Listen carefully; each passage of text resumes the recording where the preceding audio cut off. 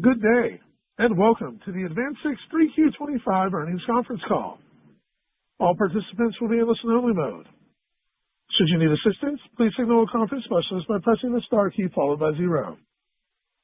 After today's presentation, there will be an opportunity to ask questions. To ask a question, you may press star then 1 on your telephone keypad, and to withdraw your question, please press star then 2. Please note today's event is being recorded. I would now like to turn the conference over to Adam Kressel, Vice President, Investor Relations and Treasurer. Please go ahead. Thank you, Rocco. Good morning and welcome to AdvanSix's third quarter 2025 earnings conference call. With me here today are President and CEO Erin Kane and Interim CFO Chris Graham. This call and webcast, including any non-GAAP reconciliations, are available on our website at investors.advansix.com. Note that elements of this presentation contain forward-looking statements that are based on our best view of the world and of our business as we see it today. Those elements can change, and the actual results could differ materially from those projected, and we ask that you consider them in that light. We refer you to the forward-looking statements included in our press release and earnings presentation. In addition, we identify the principal risks and uncertainties that affect our performance in our SEC filings, including our annual report on Form 10-K, as further updated in subsequent filings with the SEC. This morning, we will review our financial results for the third quarter 2025 and share our outlook for our key product lines and end markets. Finally, we'll leave time for your questions at the end. So with that, I'll turn the call over to AdvanSix's President and CEO, Erin Kane. Thanks, Adam, and good morning, everyone. We appreciate you joining us here today for our quarterly call. As you saw in our press release, AdvanSix continued to navigate challenging industry dynamics in the third quarter with a focus on optimizing operational and commercial performance. Our team executed with agility and discipline as we seasonally entered a new fertilizer year in plant nutrients with a strong fall fill program amid higher raw material input costs, while continuing to realize the ongoing benefits from our sustained growth program. Given the protracted downturn in nylon solutions and demand softness in chemical intermediates, we're making the strategic choice to moderate production rates to manage inventory levels with a keen focus on free cash flow. Utilization across our integrated value chain was down roughly 4 percentage points sequentially from the second quarter to the third. Operationally, we experienced a site-wide electrical outage at our Chesterfield nylon plant in mid-September. While there was minimal impact to 3Q results, we did have an isolated fire upon restart that impacted one polymerization line of the plant and was fully contained. There were no injuries or environmental impacts, and the majority of our plant operations continue as normal. So while we were already tactically opting to reduce production levels, this incident is expected to impact 4Q EBITDA by $7 to $9 million, primarily related to the negative impact of unabsorbed fixed costs. On a positive note, our fourth quarter planned plant turnaround, centered around our sulfuric acid and oleum plant at Hopewell, was completed successfully at the low end of our target range. While our domestic nylon solution margins over benzene once again expanded year over year, we are seemingly operating in a lower for longer macro environment. In times of uncertainty, we're focused on delivering on controllable levers. This includes continued optimization of production output and sales volume mix while driving productivity to support through-cycle profitability. Taking a disciplined approach to cash management is critical, reflected in our prioritization of base capital investment and anticipated tailwinds in 2026 from 45Q carbon tax credits and recent tax legislation. 2025 CapEx is now expected to be $120 to $125 million, reflecting $30 million full-year cash conservation through refined risk-based prioritization and execution. Our select and targeted investments for growth are continuing to progress. The Sustained Growth Program, which unlocks 200,000 tons of granular ammonium sulfate, has been favorably tracking roughly 15% below its capital budget, with the final 2 projects remaining to be completed over the next year. In addition, our planned investment to upgrade our enterprise resource planning system went live in the third quarter, which will help streamline key processes across the organization while enhancing management tools and data analytics. Finally, we added 2 new members to our board of directors this past quarter, Dana O'Brien and Daryl Roberts. Their deep industry and professional backgrounds and proven expertise in global manufacturing will be invaluable to our board's role in ensuring strong corporate governance practices and supporting advancement of our strategic growth priorities. With that, I'll turn it over to Chris to discuss the financials. Thanks, Erin. I'm now on slide 4 to discuss our results for the quarter. Sales of $374 million in the quarter decreased approximately 6% versus the prior year. Sales volume was approximately half of that change, driven primarily by softer demand in both chemical intermediates and nylon end markets. Raw material pass-through pricing was down 5% following a cost decrease in benzene, which is a major input to cumene, our largest raw material and key feedstock to our products. Market-based pricing was favorable by approximately 2%, driven by continued strength in plant nutrients, reflecting favorable North American ammonium sulfate supply and demand conditions. Adjusted EBITDA was $25 million, down $28 million from last year, while adjusted EBITDA margin was 6.6%.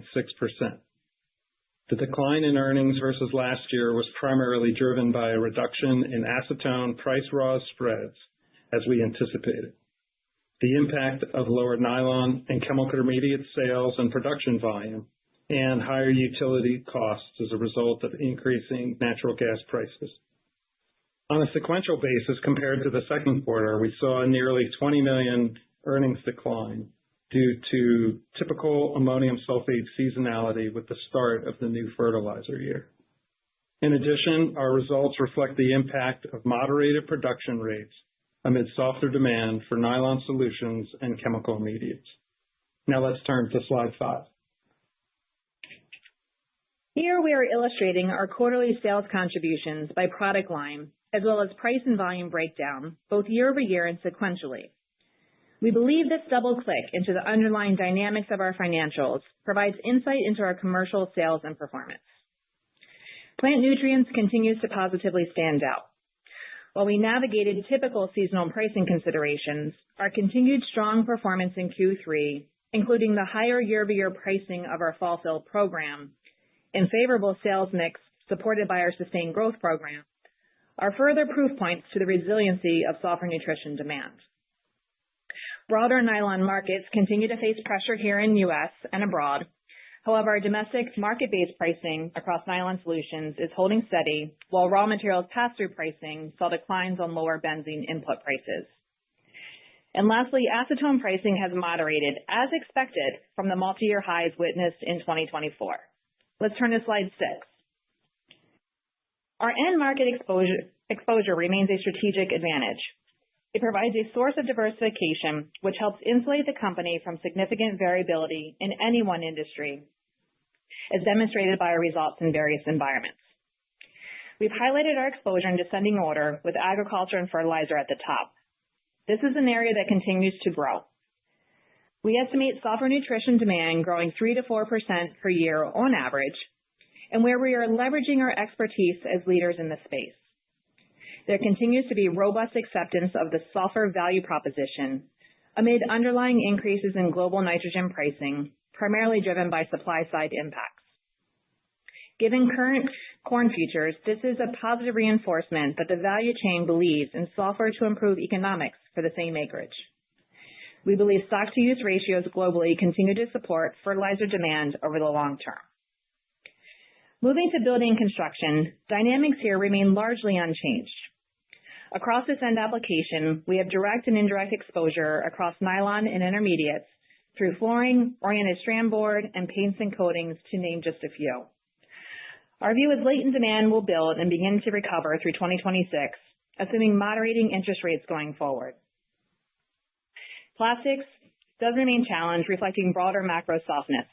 We had previously communicated that the auto sector was a watch-out, including impacts of tariffs uncertainty and trade policy. We've continued to see a drawdown in auto inventories, as well as weakness across consumer durables and other industrial applications. Solvents likewise have been mixed. We've seen moderated growth into construction, pharmaceutical, and electronics industries. In the semiconductor space, our NATE-owned sales demand was down year over year in the third quarter, but is anticipated to improve sequentially into 4Q and 2026. And lastly, we continue to monitor and track trends in food packaging, where beef is the largest category. AdvanSix is preferred here due to its excellent barrier properties and its puncture resistance. However, inflationary pressure and tariffs are impacting demand in this space, notwithstanding the relative resilience we are seeing in packaging. Let's move to slide 7. Cash flow generation remains a critical focus area for us.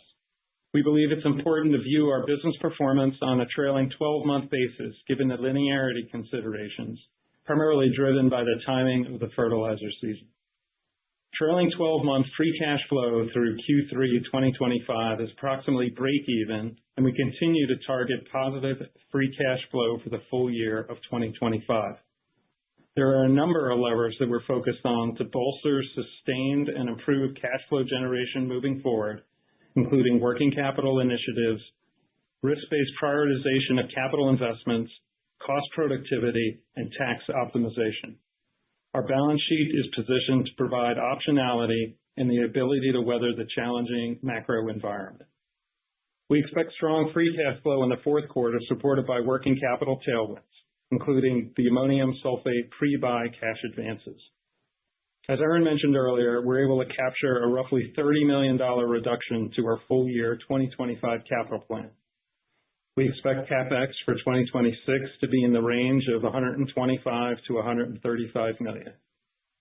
We're also actively managing our cash tax rate, which we anticipate being below 10% over the next few years, supported by the continued progress on the 45Q carbon capture tax credits and 100% bonus depreciation.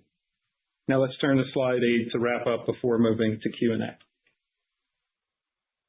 Our strategic initiatives, unique combination of assets and business model, are core to our durable competitive advantage and long-term positioning. Our global low-cost position in vertically integrated caprolactam production serves us well. In addition, ammonia and sulfuric acid platform integration, coupled with a leading granular crystallization technology position, underpins our sustained ammonium sulfate growth and how we win in plant nutrients. These capabilities, combined with our asset utilization agility and product mix, position us to navigate cycles and capitalize on emerging opportunities. 2025 has been a dynamic year, but we remain well-positioned as an American manufacturer of essential chemistries.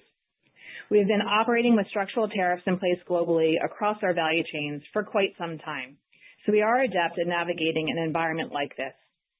We are largely insulated from first-order impacts of reciprocal tariffs, with nearly 90% of our sales in the U.S. and our key product lines in a net import industry position.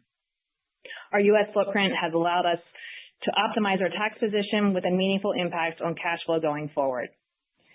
Recently, we've seen a number of industry actions with announced European capacity rationalization in phenol and acetone, as well as caprolactam and ammonium sulfate. We believe we're reaching an inflection point in several markets, and as we've discussed today, we're positioning ourselves to win long term. With that, Adam, let's move to Q&A. Thanks, Erin. Rocco, can you please open the line for questions? Of course, and as a reminder, if you'd like to ask a question, please press star then 1. If your question's already been addressed and you'd like to remove yourself from queue, please press star then 2. And our first question today comes from David Silver at Freedom Capital Markets.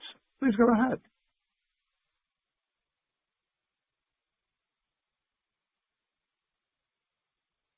Hello, Mr. Silver. Do you have any questions, sir? Is your line on mute, perhaps? Yes, it was. I apologize. Thank you for that. I always like to build up the suspense there. Good morning, David. Good morning, and I apologize. Let me just get a tiny bit organized here. Sorry. Okay, so I did have, a number of questions. I think first, I was hoping maybe you could provide a little additional color on the chemical intermediates, market and pricing environment. So, were the revenue declines and the margin pressures, was that primarily acetone, or did the weakness extend to, other key products or end markets. So maybe just a little more color on the fall off in chemical intermediates results this quarter. Yeah.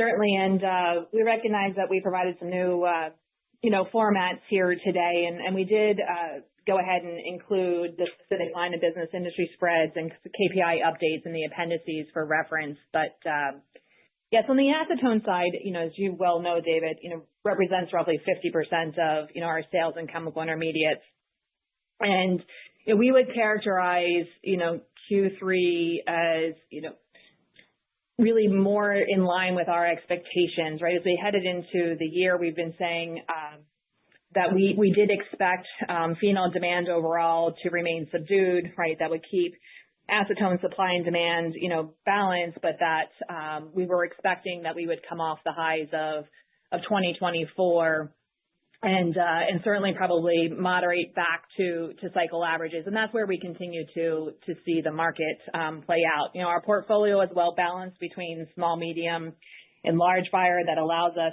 quite a bit of flexibility to go where the value is in the market. And while the moves were significant kind of year over year, right, they are sort of moderating as we think about the adjustments, to those cycle averages sequentially.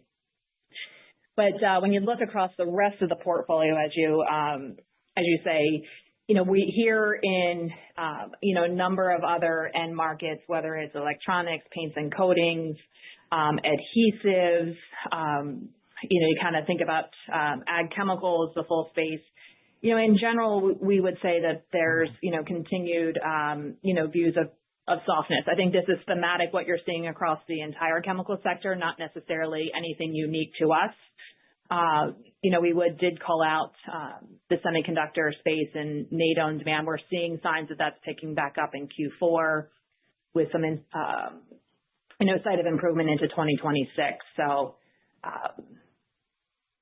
would like to say that there's some opportunities in different places. We continue to stay focused in the right areas with favorable long-term trends, and that's what we're seeing there on intermediates. Hopefully that helps. Okay, great. Thank you. I'm sorry, I should have reviewed the appendix page. No fret. The detail is there. Okay. I would like to talk about the ammonium sulfate results this quarter. So, the revenue number is quite striking. I believe that's your highest third quarter revenue total ever for that segment. And the summer quarter is typically, I guess, when you typically sell a little bit more of the standard product and into international markets. But, maybe just looking at the third quarter results, I mean, was there a disproportionate amount of product sold into the U.S. market, or was there maybe some advanced purchasing? I mean, just maybe just a little more color on the strength in ammonium sulfate. Yeah. So, as you point out, right, prior to, the SUSTAIN program, that would have been, the trend we would have expected sort of Q2 into Q3. For us now, right, the additional granular volume that we are producing is coupled with a good fall, pickup. We did have less standard to sell across the board, right? So that mix differential is not as, perhaps, I would say geographical mix consideration is not as great as it used to be. So, certainly, 3Q year-over-year granular volume was, up 20%, right? And so, again, that is really at the heart of, the intent behind, SUSTAIN, and obviously with the year-over-year prices for fill up, led to that revenue generation you saw. Okay, great. Next question would be probably about raw material cost trends. So you have cited some of the data, again, in the appendix slides. But, sulfur, as you noted, continues to track upwards, and natural gas has recently kind of shot up a bit, maybe on anticipated winter demand here. Should we just assume that you are a spot market purchaser, for the fourth quarter, or would there be the case where maybe you were able to do some hedging or other pre-buying kind of ahead of the quarter? So maybe just a sense of how we should look at the spot market or the recent changes in some of your raw materials and the flow through to your fourth quarter results. Yeah, that's a great question. I would say generally we typically don't execute hedges on a regular basis. Sulfur is probably not as widely traded, and so the hedging process there would command a premium. But I think for natural gas, generally we've elected to not enter a hedging strategy. What we've seen from gas, obviously from a year-over-year perspective, the price has gone up from, let's say, an average of $230 a decatherm to $340 here this year. So obviously super sensitive to that, watching for that. Most of these two molecules do end up in ammonium sulfate. And while ammonium sulfate is generally based on value pricing, input cost does have a tendency to put pressure on the least marginal producer. So it does have some indirect effect. I would say as well, particularly on the natural gas side with our formula pricing, that there is natural gas components there. And so even though we don't, let's say, execute a financial or a synthetic hedge, we do have some coverage in our formula-based pricing in the nylon business as well. So hopefully that gives you sort of a bit of color there, David, and kind of how we think about and react to some of these changes. So. Okay, great. Maybe another one for Chris, but I was looking or hoping to get a bit of an update on the Section 45Q carbon capture credits that you've applied for and you may apply for in the future. So maybe just your sense of the timing for capturing, I guess, the first 20 million of credits that you've filed for, I guess, in the first half of the year. And then maybe is there an early read on what you may be filing for next year? Yeah, no, that's a great question. Obviously, 45Q is a significant value driver for us. And just as a reminder, we perfected the 2018 claim last year and 2019 and 2020 this year. Based on, those perfected claims, we filed amended returns. Those amended returns, as you can imagine, trigger an audit process that we have to work through. We're confident based on all the upfront work that we've done, both with the Department of Energy and with the IRS, that we'll be successful through that audit process. What I would say is due to the government shutdown, I think the timing of when we would expect to receive the credits that we have applied for looks like that's going to be shifting to 2026. I would point out that our early comment on positive free cash flow for the 2025 year does take that shift into account. So we still believe we're going to be positive free cash flow in 2025. We do expect a cumulative benefit, once again, of $120 million across the life of the program. Just as an update, we filed the 2021 life cycle assessment, and that needs to be reviewed and approved by the Department of Energy and the IRS. Under normal circumstances, that would take probably 3 to 4 months. So we're hoping that, in short order, once things sort of get back to a bit normal, that it wouldn't be too long till we get approval for that. So we're going to continue to obviously provide you updates as we move forward and move along, but we continue to to push the opportunity there and make progress as well. Okay, thanks. And I think this one's also for Chris, but I have seen how your carbon capture credits flow through your income statement. Can you just remind me regarding bonus depreciation? Is that something that will impact, your GAAP or GAAP and non-GAAP results, or is that something that strictly shows up on your tax filings? Just, the impact of bonus depreciation is on how I should think about my estimates for next year.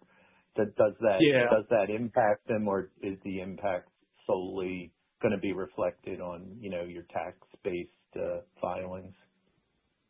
Yeah, no, great question. Just as a reminder that the 100% bonus depreciation is really affects our cash tax rate. So if you think about our effective tax rate, it looks at and tries to book the expected, I call it tax consequences of what our U.S. GAAP financial statements are. So I would expect the changes in the One Big Beautiful Bill Act won't have a significant impact on the effective tax rate, but it does have a very significant impact on our cash tax rate. So, and to just give you a little color, the biggest benefit on bonus depreciation is on acquired and placed in service assets after January 19th of this year.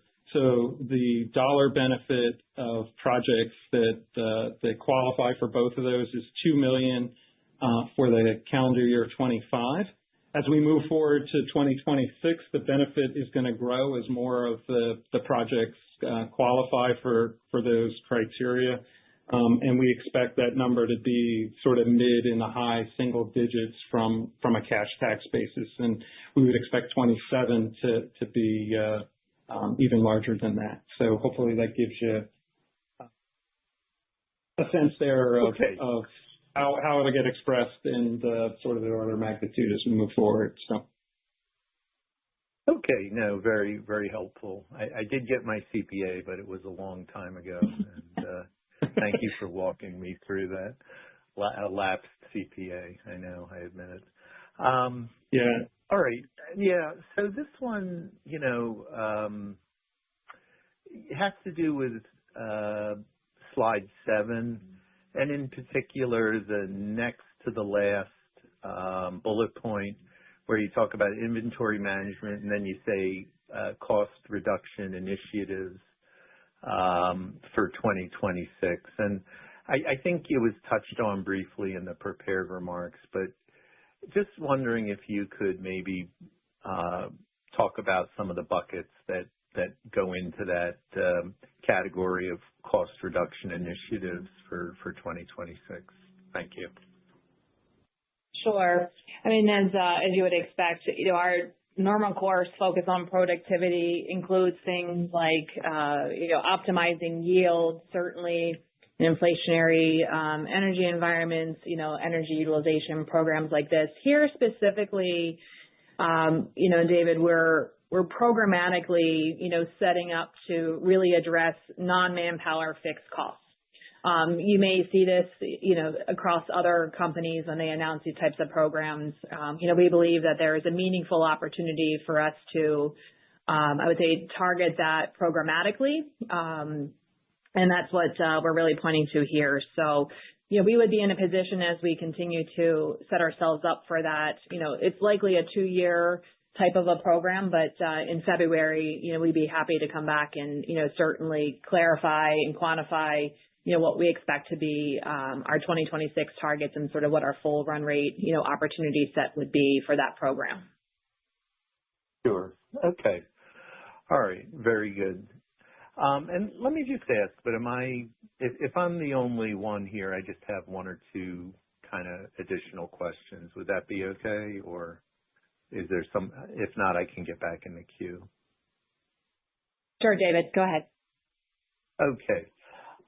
Earlier this quarter, you did put out a press release regarding the, I guess, settlement over your intellectual property for, I guess, Easy Blocks. And, I read the release, with interest. I don't have it right in front of me, but I believe, it was a settlement that your company considered, satisfactory. And I was just wondering if qualitatively you might be able to discuss, the nature of the settlement. In other words, are they going to be a new customer for you longer term, or was there a monetary settlement? Just, what was the nature of the settlement that in that, intellectual property dispute that you considered, to your satisfaction? Yeah, this is, I think a win for us, obviously, when, you spend the time, talent and treasure, to put good IP in place, you want to protect it. And, so we have been certainly defending, that opportunity set for ourselves. And so we certainly were, pleased that we were able to agree and sort of resolve the differences of opinion there with, the various parties. And yes, with all agreements, there is, some monetary settlement. You have an agreement relative to the patent use and upholding, licensing from that regard. But I think importantly here, it allows us to set up the right customer and distribution base that, is living by, the rightful upholding of the IP and allowing us to make sure that, sort of importers that are coming from other regions of the world that are violating such IP, can be held at bay. So we do believe that ultimately this sets us up for, increased sales, as a result. Okay, great. That's going to be it from me. I appreciate all the color. Okay. Thanks, David. Thank you. And that does conclude our question and answer session. I'd like to turn the conference back over to Erin Kane for closing remarks. Thank you all again for your time and interest this morning. AdvanSix is a resilient company, and we are positioning ourselves to win long term. We're navigating a challenging market environment with discipline and agility while continuing to make risk-adjusted investment decisions to support through-cycle profitability and sustainable performance. We're not just reacting to market conditions. We're shaping our future with a clear focus on value creation. And we're doing it with an integrated business model, durable competitive advantage, and a healthy balance sheet. With that, we look forward to speaking with you again next quarter. Stay safe and be well. Thank you. That does conclude our conference call. We thank you all for attending today's presentation. You may now disconnect your lines and have a wonderful weekend.